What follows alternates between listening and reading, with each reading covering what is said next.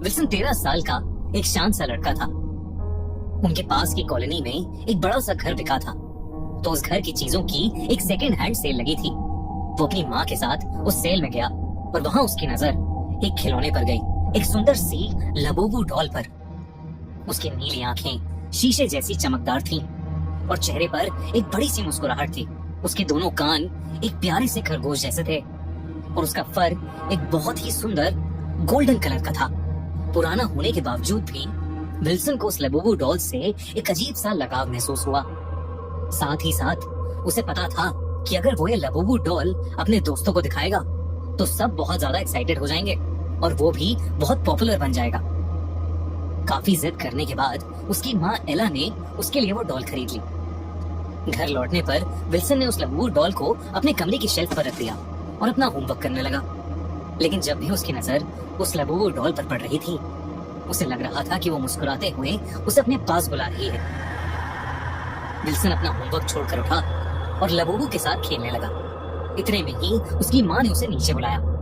जैसे ही विल्सन ने उस लबूबू डॉल को वापस शेल्फ पर रखा और वो वहाँ से हटा, एक भारी मेटल की ट्रॉफी सबसे ऊपर वाले शेल्फ से ठीक वहीं गिरी जहाँ विल्सन था। और अगर वो वहाँ से नहीं हटा होता तो वो सीधे उसके सर पर गिरती, जिसकी वजह से उसका सर भी फट सकता था। विल्सन घबरा गया, लेकिन मम्मी की डांट से बचने के लिए ट्रॉफी वापस रखकर नीचे चला गया। अगले कुछ दिनों में अजीब से हादसे होने लगे, जैसे लबूबू डॉल में एक काला जादू है। विल्सन जब जब लबूबू डॉल से खेलता, घर में चीजें अपने आप गिरकर टूट जाती। कभी घर का बल्ब एकदम से शॉर्ट हो जाता, तो कभी घर की ग्लास विंडोज में क्रैक आ जाते। ये सब अब बहुत ही फ्रीक्वेंटली होने लगा था। विल्सन को अब ऐसा भी लगने लगा था कि जैसे जैसे दिन बीतते जा रहे हैं, उस लबूबू डॉल की स्माइल अपने आप थोड़ी थोड़ी कर और बड़ी होती जा रही है। विल्सन ने सारी बातें अपने पापा को बताई। उसके पापा ने इन सब बातों को नन्हे से विल्सन का वहम समझा, लेकिन फिर भी उसका दिल रखने के लिए उन्होंने उसकी बात मान ली। उसने उससे वो लबूबू डॉल लेकर अपने पास रख ली और वादा किया कि वो उसे कल एक डंप यार्ड में फेंक आएंगे और उसके लिए ढेर सारे नए टॉयज भी ले आएंगे। उस रात जब विल्सन सो रहा था तो एक बहुत बड़ी धम की आवाज हुई और फिर विल्सन को उसके पापा की चीख सुनाई दी। विल्सन की जबान खुली तो उसने देखा कि वो लबूबू उसके चेहरे के बिल्कुल पास पड़ी थी और मुस्कुराते हुए उससे ही देख रही थी। विल्सन ने उस लबूबू डॉल को नीचे फेंका और भागता हुआ कमरे से बाहर गया। उसने देखा कि उसके पापा सीढ़ियों से नीचे गिर पड़े हैं और उन्हें बहुत चोट आई है। उसकी मॉम फौरन उसके पापा को हॉस्पिटल लेकर गई और उन्होंने विल्सन को घर में ही रहने को कहा। विल्सन बहुत डरा सहमा ड्राइंग रूम में ही बैठ गया। उसकी अपने कमरे में उस लबूबू डॉल के पास जाने की हिम्मत नहीं थी। कुछ ही पलों में सोफे पर लेटे लेटे विल्सन की आंख लग गई। रात गुजरी और उसकी मॉम ने उसे उठाया तो उसने देखा कि वो लबूबू डॉल अभी भी उसी सोफे पर है। उसने अपनी मॉम को सब बताया और उसकी मॉम ने वो डॉल घर के बाहर वाले डस्टबिन में फेंक दी। विल्सन को लगा कि शायद अब सब ठीक हो जाएगा, लेकिन उस रात विल्सन ड्राइंग रूम में बैठा टीवी देख रहा था जब अचानक से उस कमरे में पड़ी एक रॉकिंग चेयर अपने आप हिलने लगी। जब विल्सन ने गौर से देखा तो उस चेयर पर वही लबूबू डॉल पड़ी थी। जैसे ही विल्सन ने उस डॉल को देखा, उस डॉल की आंखें भी मूव हुई और उन्होंने वापस विल्सन को देखा। विल्सन बहुत ज्यादा डर गया। अगली सुबह वो उस घर में वापस गया जहां सेल लगी थी, लेकिन वो घर खाली था। तब उस घर के गार्ड ने उसे कुछ ऐसा बताया जिसे सुनकर विल्सन के होश उड़ गए। गार्ड ने बताया कि वो लबूबू डॉल घर के बच्चों ने चाइना की एक टॉय शॉप से मंगवाई थी और जब से वो उनके घर में आई तब से सब बर्बाद हो गया। उस घर के चारों लोग बीमार पड़ने लगे। फैमिली में पैसों की दिक्कत शुरू हो गई और धीरे धीरे करके सब एकदम पागल जैसे हो गए। वो लोग हमेशा एक दूसरे से लड़ते रहते थे और कुछ ही दिनों बाद उन्होंने ये घर बेच दिया और साथ ही उस लबूबू डॉल को भी। उसने एक बात और कही कि घर के अंदर से अक्सर किसी के अजीब ढंग से हंसने की आवाजें आती थी।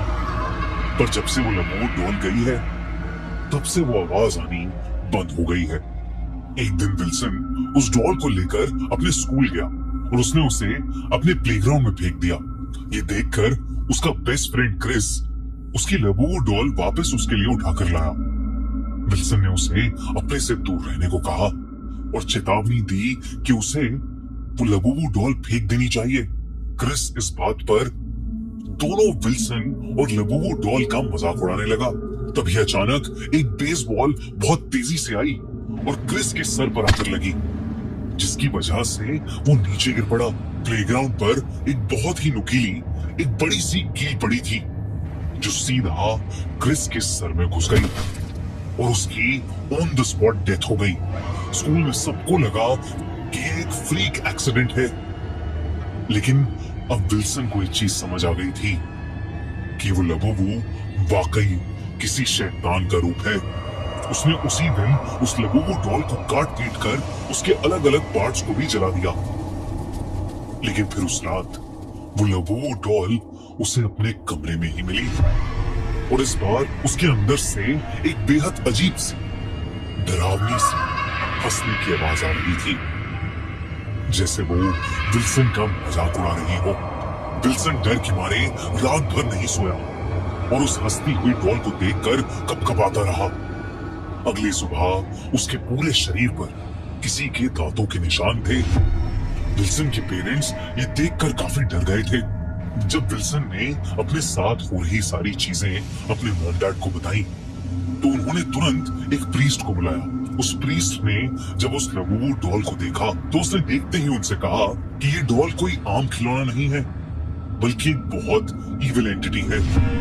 उसने सबको घर खाली करने को कहा और उस इविल लबोबो डॉल को एक पूजा करके एक मजबूत लोहे के बॉक्स में बंद कर दिया और उसे उसी घर के पास दफना दिया जहां की सेल से विल्सन उसे लाया था। विल्सन और उसके पेरेंट्स को लगा कि शायद अब सब ठीक हो जाएगा, लेकिन अगली सुबह उन्हें पता चला कि उस प्रीस्ट की एक रोड एक्सीडेंट में डेथ हो गई है। विल्सन और उसके पेरेंट्स ने यह खबर सुनते ही उस घर को बल्कि उस शहर को ही छोड़ दिया और कहीं दूर रहने चले गए। और उस दिन के बाद से उस लबोबो डॉल ने विल्सन को फिर कभी परेशान नहीं किया।